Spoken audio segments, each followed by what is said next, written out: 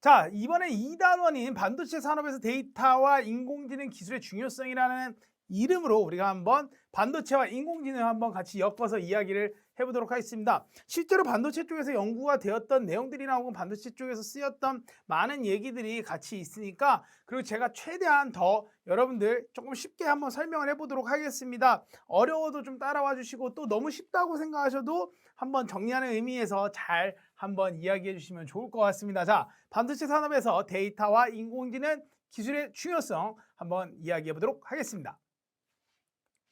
반도체 ML을 도입해야 하는 이유들, 반도체에서 인공지능을 도입해야 하는 이유들, 반도체에서 이 ML, ML이라고 하고 인공지능이라 하고, 자, 이런 부분들을 이제 도입해야 되는 이유들은 확실하게 몇 가지가 있습니다. 왜냐하면은 이쪽은 아무래도 미세 공정이 어마무시하게 많고요. 그로 인해서 나오는 여러 가지 효과들이 있는데 한번 같이 보도록 하겠습니다.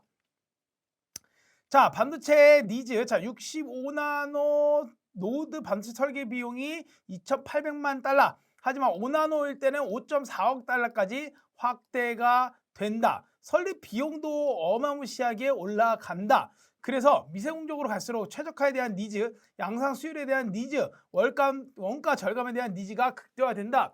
여러분들 이거 1단원에서 저랑 할 때 들으시지 않으셨나요? 원가 절감을 하든 혹은 수율을 높이든 혹은 제품을 개선을 하든, 자, 이런 쪽에서 인공지능이 쓰일 수밖에 없다. 그러니까 당연히 반도체에서는 인공지능을 적용해서 이런 분들 잘 쓰이게 되면은 결국 앞으로 나갈 수밖에 없다라는 사실 여러분들이 아실 것 같습니다. 자, 반도체 미세 공정으로 갈수록 최적화를 해야 되고 양산 수율을 만들어내고 원가 절감을 이런 것들을 해야 되기 때문에 이런 분들이 당연히 우리가 할 수밖에 없다는 사실 인지해 주시길 바라겠고요. 두 번째, AI 도입으로 효과. 자, 우리가 수집된 정보는 제조 공정 시간 단축, 생산성 증대 이런 것들을 하고 원가 감소한다라고 말씀을 드렸습니다. 더욱이 자, 검품은 인간보다 뛰어난 정확도를 자랑한다.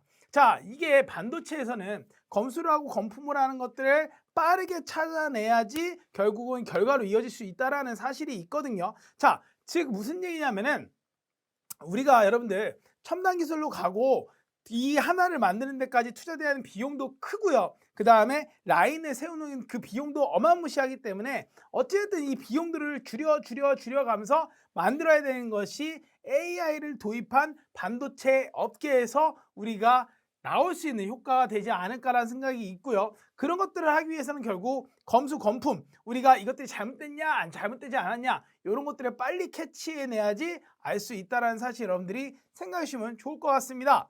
자, 거기에 우리가 AI 도입으로 되는 이익이 연구 설계 비용은 거의 20, 30% 감소, 매출 원가도 감소, 그 다음에 일반 행정 판매 등에 지출하는 비용도 감소될 수 있다.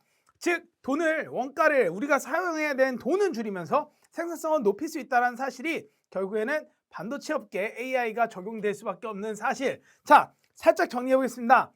결국에는 미세 공정이 자꾸 나오고 있고요. 미세 공정들이 가기 때문에 그런 부분에는 당연히 빠르게 적용이 돼야지 그 어마무시한 돈을 조금이라도 줄일 수가 있고요. 결국 검수검품이나 이런 것들을 통해서 수율도 높일 수 있고요.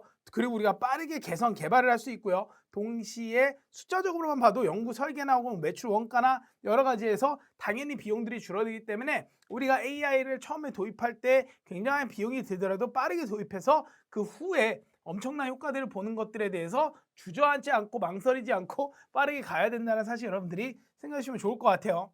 하지만 이제 뒤에서 여러분들한테 말씀을 드릴 몇 가지가 있습니다. 그것들 좀 땡겨서 간단하게 말씀을 드리면요. 반도체 제조 공정에서는 정보의 양이 매우 많아서 결국 솔직히 감시하고 따라오고 모집하고 땡겨오기가 쉽지 않다라는 거 말씀 한번 드렸었고요. 데이터의 일관성과 질을 위해서는 데이터 거버넌스가 필요하다라는 이야기도 있습니다. 더욱이 여러 곳에 배치된 전문가들을 초기 단계부터 참여를 시키고 전체적으로 확장성까지 생각을 해야 된다는 이런 여러 가지 허들들이 있어요. 다시 정보량이 너무 많고요. 정보를 일관성 있게 그리고 질을 높인 정보를 얻어야 되고요. 그것들을 위해서는 각 단계에 있는 사람들이 미리부터 같이 모여서 해야 되고요. 이 같이 모여서 하는 사람들이 계획 단계부터 설계 단계부터 쭉 오면서 어떤 하나하나를 차근차근 적용시켜야지 결국은 성공할 수 있다는 사실 여러분들이 인지해 주셨으면 좋겠습니다. 반도체 업계 현재 상황으로 따지면은 뭐 요 조사에 따르면 30%만이 현재 사업의 가치를 창출하고 있다라고 나타내고 있고요. 70%의 업체는 아직 시험 단계다. 파일럿 페이지에 있다라고 말씀을 하는 것처럼 아직도 더 많은 기업들이 또 더 많은 분들이 이 인공지능을 반도체 장비와 반도체 공정에 적용해서 사용하는데 여러분들 조금 더 생각을 많이 해주시면은 너무 좋지 않을까라고 생각이 듭니다. 자, 그럼 다음부터는 반도체 적용 사례들을 하나씩 조금 더 디테일하게 차근차근 하나씩 천천히 여러분들 들어가면서 보도록 하겠습니다.